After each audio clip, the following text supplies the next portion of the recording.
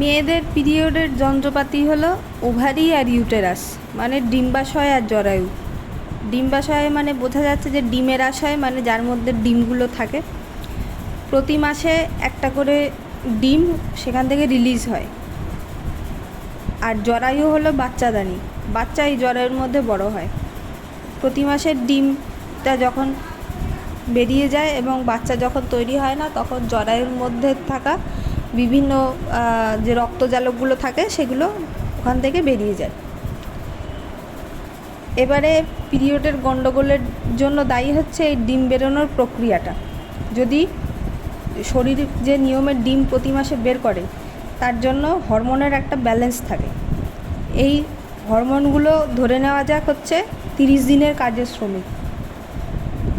এরা যখন এই শ্রমিকগুলোর কাজে যখন বাধা সৃষ্টি হয়, তখন ডিম প্রতি মাসে বেরোতে পারে না।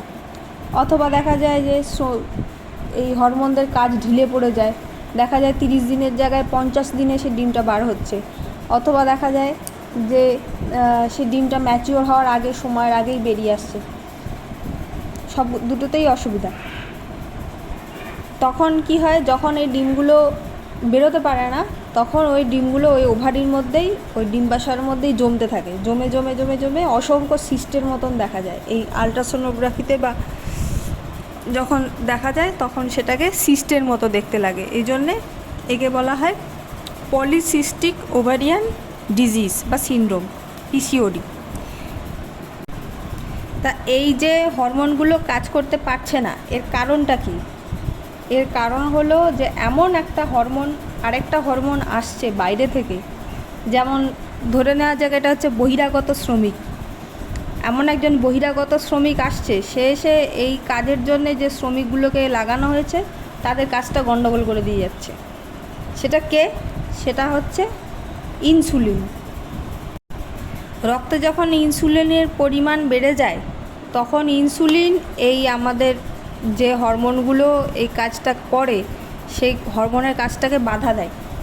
তাই ইনসুলিন কেন বেড়ে যায়? ইনসুলিন নানা কারণে বেড়ে যেতে পারে। যারা অতিরিক্ত মিষ্টি খায়, ময়দার ম্যাগি খায়, ম্যাগি বিস্কুট, যারা পড়ুয়া, কলেজ পড়ুয়া, স্কুল পড়ুয়া, দেখা যায় যে তাদেরকে এইসবের উপরেই খেয়ে খেয়ে থাকতে হয়।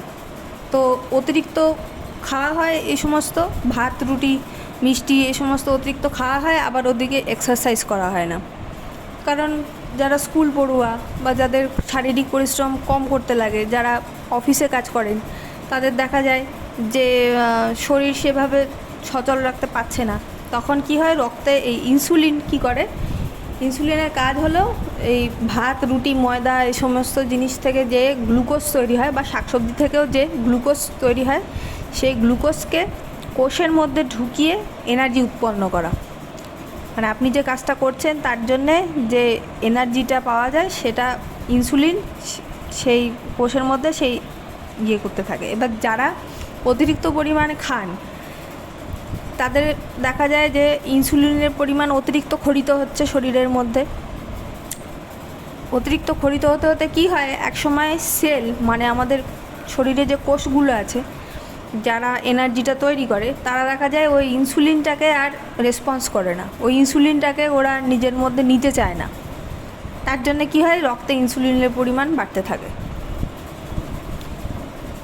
এই ইনসুলিন ওই যে হরমোনগুলো আছে যারা এই ডিম্বাশয় থেকে ডিম উৎপন্ন করে, তাদের কাজে গিয়ে বাধা দেয়, তাদেরকে আর এই কাজটা করতে দেয় না, যার জন্যে পিরিয়ডের সমস্যা হয়। পরবর্তী ক্ষেত্রেও সমস্যা হতে পারে। এবং এর জন্যে মুখে, কারণ ওই শ্রমিকদের কাজটা যেহেতু গণ্ডগোল হয়ে যাচ্ছে, সেই জন্যে আমাদের মুখে অতিরিক্ত লোম গজায়, তারপরে নানা রকম সমস্যা দেখা যায়। তাহলে এর থেকে মুক্তির উপায় কি? প্রথম কথা হচ্ছে ডাক্তার দেখাতে হবে। একজন ভালো গাইনোকোলজিস্টের সাথে পরামর্শ করুন। তারা আপনাকে ওই ডায়াবেটিসেরই যে ওষুধ দেয় সেই ওষুধই দেবে।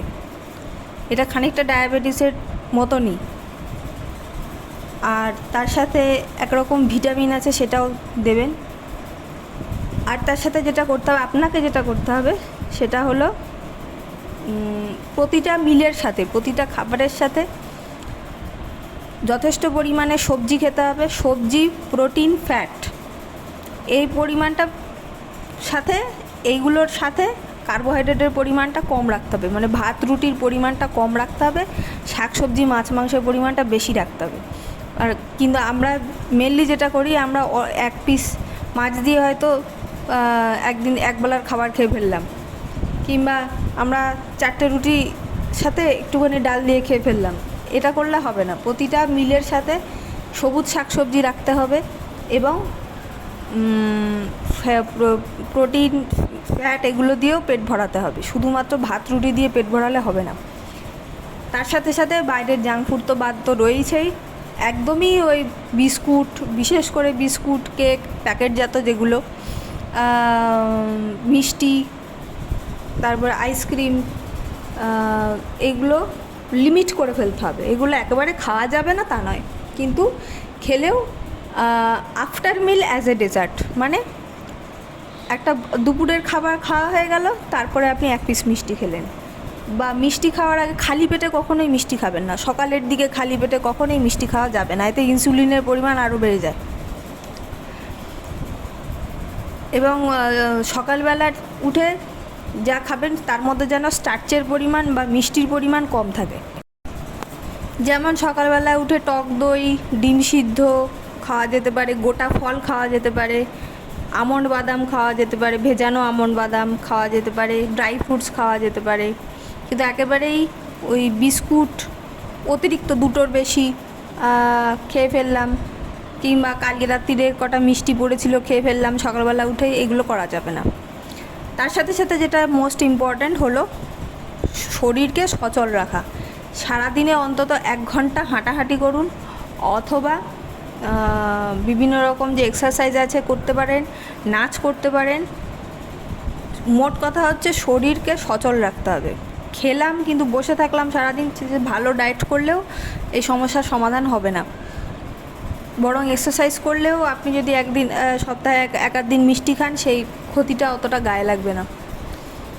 তো অবশ্যই ডাক্তার দেখান, ডাক্তারকে কনসাল্ট করুন, যা বলবে সেটা তো বটেই।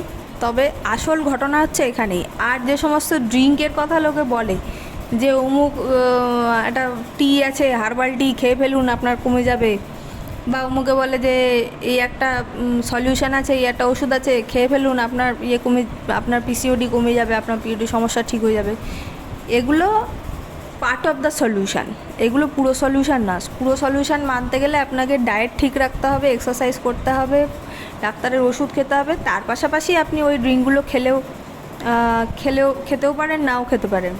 কিন্তু শুধুমাত্র ওই ড্রিঙ্কগুলো খেয়ে ফেললাম আর ম্যাজিকের মতো কমে গেল তা নয়। এটা পুরোটাই একটা লাইফস্টাইল চেঞ্জের ব্যাপার।